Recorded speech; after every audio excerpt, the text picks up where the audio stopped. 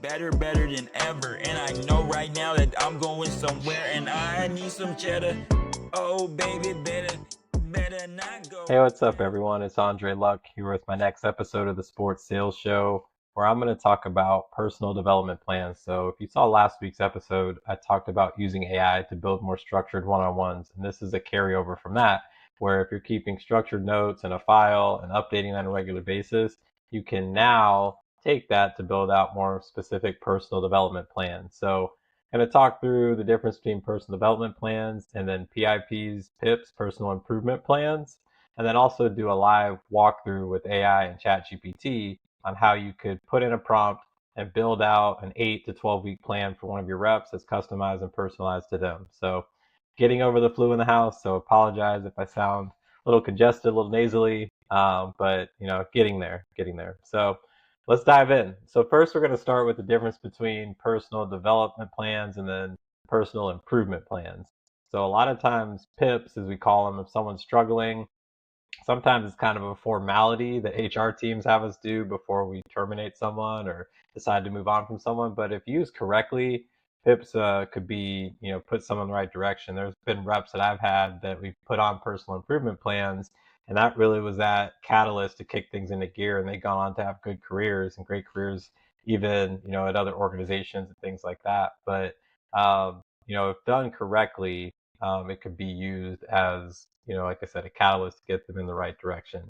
The difference between that and a personal development plan is a personal development plan is something that should always be going on. This is looking at a skill that someone, it could be one of your top performers too. This, a lot of times we default to the bottom performers, but like there's skills that your top performers need to grow and get better at. And those are the ones that probably are going to take to it more and probably want it more. And that's how you keep them engaged. Like continue to challenge them, continue to give them goals to attain for, things to achieve outside of just titles and more money. Like if they are, a top performer, they just want to continue to hone their craft and get better. And that's one of the things I get excited about working with young professionals. They're excited and eager and hungry to go get more. It's giving them challenges and building out structured plans to help them do that. So if done well, it's built into your coaching culture and just something that's evergreen that you're always doing. So where people fail and where I've failed with personal development plans, I think the first one is just we don't do them. There's a lot of times I look back where we would talk about things we want to improve upon, and I give coming out of one-on-ones like, hey, here's some things to work on, but there was no structure to it. We weren't really tracking accountability, or if we did, we lost energy after a couple weeks and kind of fell off. We got too busy. So I think that's first and foremost is building it into your coaching culture and just committing to like, this is something that we do. This is something we focus on. This is something we work on. And we're always, working on a skill. The other thing is we focus on too many things because there's a lot of things that reps can get better at. And that's not even a critique. Like there's always something we can get better at. But just pick one thing, not three, not five things. Just focus on one skill that you can focus on in a dedicated period of time, not just for a week, but 8 to 12 week period where you're just focused on this one skill. And you have metrics and things built on that. And we'll talk through what a good personal development plan looks like, but just focusing on one thing, not multiple things. The other thing is making sure it's not vague. It's customized and tailored to each person. There was one year, as part of our end of year reviews, we had to call out a skill that we wanted people to work on.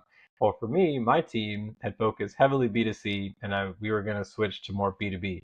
So I gave every single person the same skill to work on. It wasn't customized. It wasn't, specific to anyone. And even my boss was like, "You gave everyone the same skill, the same thing to work on." I was like, "Yeah, they all need to work on this." But with that, I knowing what I know now and then also having the tools that are available now, I could have made that more customized. So yes, I wanted everyone to prospect more and get better at B2B, but I could have made that more specific to like, what does that mean for each person? Does that mean they need to focus on prospecting because they're not doing any of that?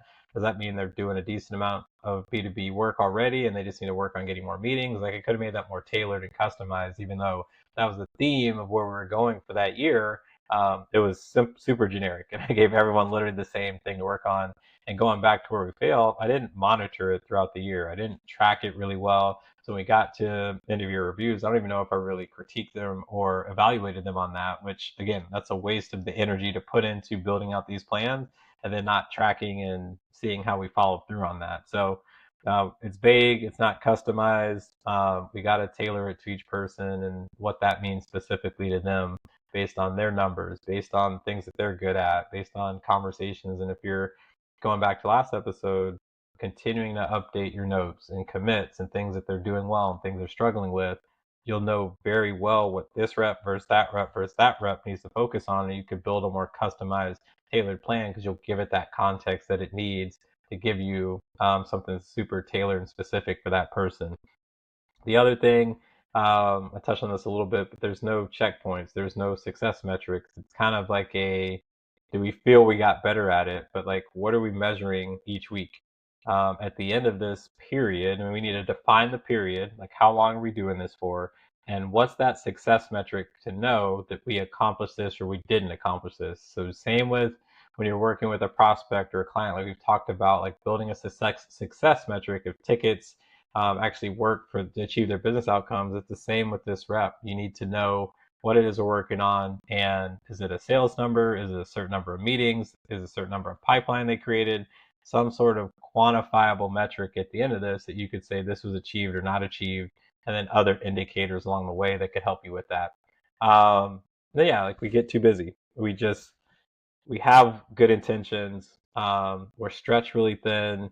Priorities change, and so that's where, if we're going to do this, this has to be something we're committing to, not just to check the box or this was kind of the flavor of the month type of thing. Like this is just built into your coaching and developing culture, and just something that you're always focused on, and you bring people on that are excited about that. So that goes back to your recruiting process when they talk about, and a lot of people ask, like, what does the training look like? What is the culture like? You got to let people know up front, like, we're going to actively coach you and we're going to work on a skill every 8 to 12 weeks for you to get better at. If someone doesn't like that, like, then that's not the right fit for you. Or when we introduce that, and if they're a little sour, it's like, hey, we talked about this. Like, this is part of our culture, and they can either opt in or opt out. So that's where I've seen people fail. So taking my own lessons and what I've seen other people do well, when done right, you're focused on one skill for a defined period of time, at least 8 weeks, but even 12 weeks. And then you could do it quarterly. So every quarter, we're focusing on one skill, and we have a training program built around that that person can focus on and work on. That helps the rep. It doesn't mean there's not other things, secondarily that they're continuing to work on and we coach them on. But like, this is the one thing that we think is going to make the most impact to get you the biggest outcome that you're looking for, whether that's hitting a revenue goal, getting promoted, or putting yourself in a position to get promoted. Like, what's that thing that's really going to move you forward in your career? That's the one thing we're really going to hone in on and build a training plan around. So doing that, having weekly exercises tied to that so that we're keeping that top of mind on a regular basis.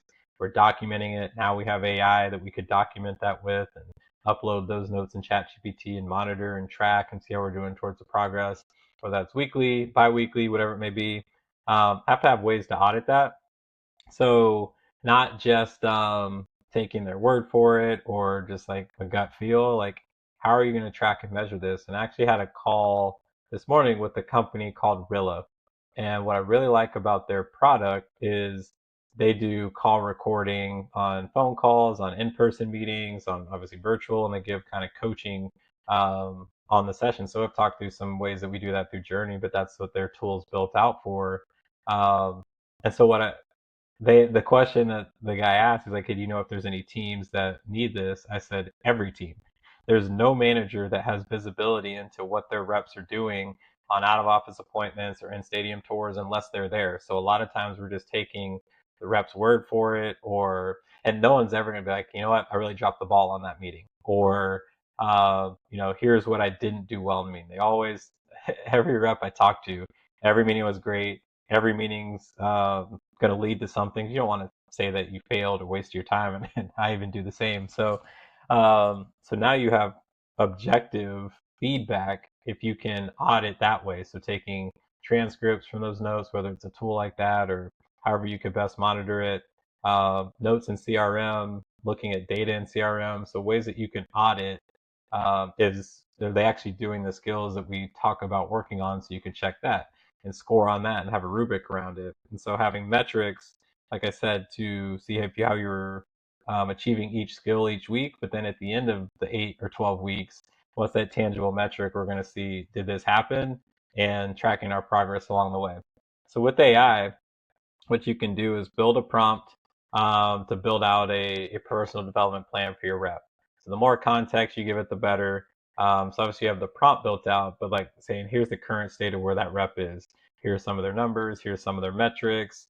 You could even take like those notes that you're keeping that we talked about last episode and say, hey, summarize my notes from the past quarter or however long you have that and give me a current state of where the rep's at and give me one skill that they could work on. You could look at that and decide, all right, is that something I think is going to give them the most impact and we want to focus on? And I think instead of just assigning it to them, I think you first give it to the rep and say, hey, what is it that you want to work on? Here's the data that shows like an objective feedback that we have from our one-on-ones about an area you could improve upon. But um, when someone's creating their own environment, they're going to be that much more invested.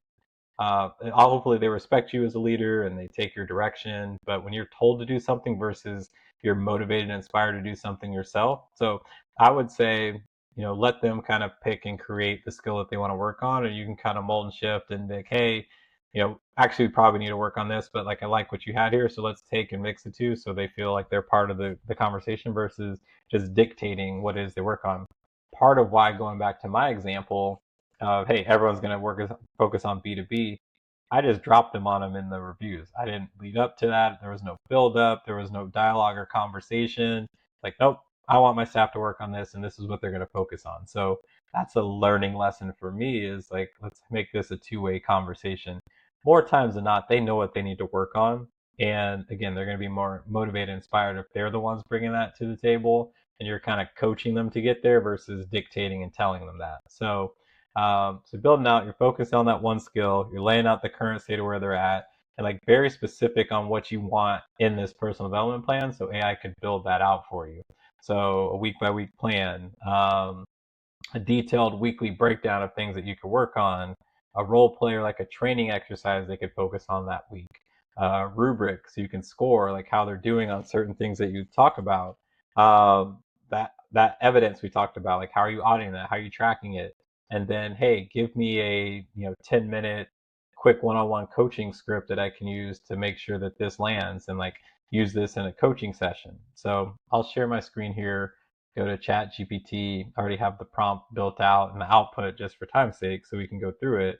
But you would take something like this and create it for your instance and personalize it with the reps that you're working on. So let's go here. All right, so here's the input, the prompt that I put in: build a 12-week personal development plan for a sports sales rep. So I'd be a little more personalized if this was something I was building. Skill to improve, create urgency in B2B deals. The current state of where that rep's at. Context. So this one's sponsors, sports sponsorship, sales, B2B, sales, marketing, partnerships.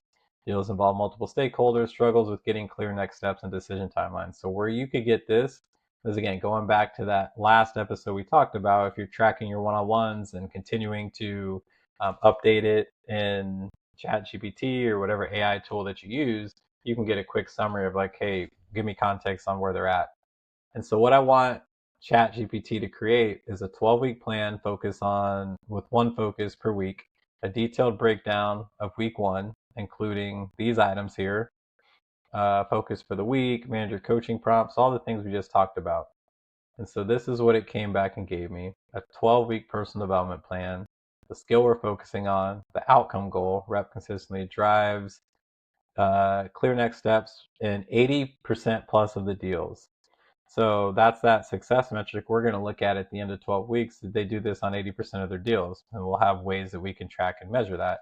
You got to have your data right in CRM to do that, but that is a really good metric to look for and clearly define that AI can help you pull out. All right, so every active deal has these criteria: reduction in just checking in, ghosting, stall deals. So that's the end goal. So I'd meet with the rep, be like, okay, here's what we're going to work on for this quarter, get their feedback, make sure we're on the same page, and start to build out the plan. So 12-week focus plan, weeks 1 through 4, control the conversation, 5 through 8, tie to business outcomes, 9 through 12, advance or disqualify. So each week there's a focus, a tool, or a technique that they could work on. And so week 1, and we would do this for every single week: focus of the week, a role play scenario. So you're speaking with a VP of marketing at a regional construction company interested in sponsorship for brand visibility, client entertainment, and some things that they should do, and things do not accept this, converted into, it gives examples there. Behaviors, questions to practice, a scoring rubric on creating urgency. So I give them a 1 if there's no next step. It ends with I'll follow up or let me know. I give them a 5 if they schedule the next step. They set a clear agenda. They tied to business outcomes. They involve stakeholders. And again, this is a V1 kind of first draft. I may go back and forth based on my specific scenario and what I'm coaching to and everything like that. But in 30 seconds, I have a good first draft, first version that I could take the next 30 minutes to build out and make perfect, where it would have taken me hours at least to kind of get to this point. If I even got there, it probably would have been my generic example from, I think it was like 2016. Everyone's going to get better at B2B sales with no specific metrics or customization to it. So, what to look for on calls. If they say, let's get something on the calendar, that's a good signal. Prospect agrees to a specific date and time. Red flags, I'll send something over. Let me know what you think. Like, these are all things we do as sales reps. So, not to shame them, but to call these out. Like, hey, here are things that we want to eliminate from our vernacular and things we're doing if we want to create more urgency in our deals. Weekly reinforcement structure, call review checklist, coaching prompts. So all this built out. This one I like, leading indicators. So do not track just revenue, track behavior. Revenue is a lagging indicator, and I think I've talked about that before, but there's leading indicators you have to track along the way. They're going to help you produce the revenue that it is that you need. So what we'll do here is we'll look at the percent of calls with the scheduled next step. We'll look at number of meetings with defined timelines, number of deals with identified decision makers. So these are all things that'll help us better identify what the indicators are. And then summary for weeks 2 through 12, and then final thought. So this is a very structured professional development plan or personal development plan that I can work on with my rep. And we go back and forth. We have this, we're tracking it every week. We have an exercise that we're working through. Makes it simple, easy, tailor-made for me to coach them and get better at that skill. So let's stop sharing there. All right. So that's how building it out with AI and the screen share of how you could use it. You could build a personal development plan that's customized to your rep and then work with them to work on that one skill per quarter. So transitioning here. So as I talk about in every episode, something that stood out to me or a question I got that really got my attention, something that stood out today. And I usually don't go negative. I usually like to call outs, but like the bar is really low for salespeople out there. So a lot of people looking for sales roles, like it's really easy to outperform the competition today. So again, this was probably more B2C, so it's a little more transactional of a conversation, but my phone rings. I typically don't answer it, but I thought it might have been someone for work, and so I picked it up, and it was an internet salesperson. So I have one service, and it was a different company. Actually came by my house the day before, so they're really making a push. But so they were calling like, all right, here's what you could get by switching your internet service. And so I typically wouldn't entertain the call, but I do sales coaching, so I decided to listen and like, all right, what are salespeople saying out there? Maybe there's some tips I could pick up, or just know like how are people getting trained? And it was bad. Like literally from the get-go, this person started pitching all these numbers on like internet speeds and benefits of it and perks, and I don't know what any of that means. Brittany, my wife, she handles that. So like I don't even know what we pay or what we use or what type of service that we have.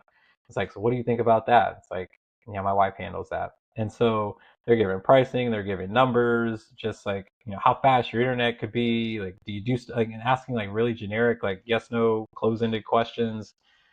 And eventually, someone was talking to me as I was on the phone, so I just hung up. But yeah, it was really bad. So no discovery, understanding, like a little bit about me, asking any type of questions before they just go into their pitch and their spiel. And maybe that's what their focus is. Like, hey, let's just get through as many people as possible. But yeah, would have been interested because I don't know if it happened on here. It looks like the internet might have like delayed on my video here because I saw something pop up. Like I'm interested in hearing like are there other internet service providers out there because mine sometimes doesn't work as well as I need it to, or I'll be on like a Zoom meeting or a call and like it'll just like kind of freeze, which is terrible when you're in the middle of like a sales meeting with a prospect and client and you got to do, oh, I'm sorry, like, can you still hear me? That whole thing. Um, so I'd be open to it, but it was just really bad from the get go. So take a time to introduce yourself, what it is you're calling about, get to know the person a little bit, be personable, don't just jump into it. There's a way you could definitely differentiate. Shout out, I want to give a shout out to business and fraternity group at University of Miami. So Mu Sigma Lambda. I got connected with a few people that are in that fraternity there at the University of Miami and got to speak to them a couple days ago. I said, like, if I could get paid to do this, this would ideally be, what I would do. So I guess I'd be a professor or something, but really sharp group. A lot of the professors that they're taking classes for, I've gotten a chance to meet over the years, but this is a Wednesday night, I think it was, 8:30, 9 o'clock, like they're locked in trying to learn, and some of them are years away from graduating, like what it takes to get into the sports industry. Some want to be entrepreneurs, so they're asking questions about marketing plans and how do I get out there and market myself. I said, kudos to you because you guys could be doing a lot of things. Like you probably have buddies who are like, why are you going to this thing? Like, let's go out and party or have fun or watch TV or whatever it may be. But like a really sharp group, a lot of great questions. The future is bright for a lot of them looking to get into sports. So just wanted to shout them out. I know there's a ton of organizations like that out across different universities, colleges, and I said, I wish I wish I was more proactive when I was at their age. Like part of me being introverted, kind of keeping to myself, like I didn't put myself out there to be part of professional networks and groups until kind of forced to by being into sales. But I could have took a ton of value out of that. So just want to give them a shout out. Kudos to them for being intentional about their career development, but so early in their college career, even thinking about what does that look like, and they're going to differentiate and separate themselves from other job seekers in the future as it gets more competitive to land a job in sports or just in general, because there's just less entry level roles. Part of it, technology and AI is maybe impacting that, but just also getting more competitive. So good group there. But in closing, it's easier than ever to work on a skill that you can work on that you want to develop. Personal life, workout plans. Like, my wife and I ran a half marathon. We both used ChatGPT to help build out like our training program. So same with sales. The stuff you do in your personal life, you could use in your professional life with AI or ChatGPT, whatever it may be. So focusing on one skill that you can work on and building out a structured, customized plan that could help you grow and develop with success metric is good. So maybe as a leader, if you're a leader out there, start with like a pilot. Maybe you focus on one rep or a group of reps before you take that across the whole team. If you're running a full sales team, like this should be ingrained into your culture of like, this is just what we do. We're always focusing on one skill and using AI to help us build it out. So, because part of it is you probably just don't have the time to build something that's structured out. So either you just roll it out generically, like I said, or you just don't do it because it's a time suck. So, and then reps too. Don't wait for your managers to build this out. Like you can do this yourself. Like everything I just put in there, you can self-assess and say, hey, here's something I want to work on and I need to get better at. Do that same prompt, work on that yourself, or bring this to your manager. Like that's even better. Like just knowing how stretched managers are and everything like that, bringing this to them, that one shows me, if I were your manager, like how committed you are to your career, but that's taking work off my plate. And it's always better when someone's coming to you open to feedback and coaching versus you having to be the one that has to deliver the difficult message or put the hammer down. So I think that's great. So next week we'll talk about using AI to duplicate yourself as a leader. So again, we're stretched thin. Like how do we create our own personal GPT, leadership GPT that we can use and then reps can go to too? And we touched on this a little bit in one of the earlier episodes, but like building that out and what that looks like so you can duplicate and spread yourself and focus on things that are more impactful versus always answering like the same questions and things like that. So look out for next week's episode. But got a message again, trying to reconnect, make sure your internet connection's stable. So maybe that guy should call me back. But yeah, if you like this episode, hit like, share this with somebody in your network, subscribe so you can get updated as they have new episodes come out every week. And like I tell my daughters every morning when I drop them off at school, go be awesome today. and I'll be back That's next week with nothing, another video. that's nothing. I'ma be doing this and I'm gonna be head hunting. Oh baby, don't know. Oh baby, don't go. Oh baby, don't know. Oh baby, don't go.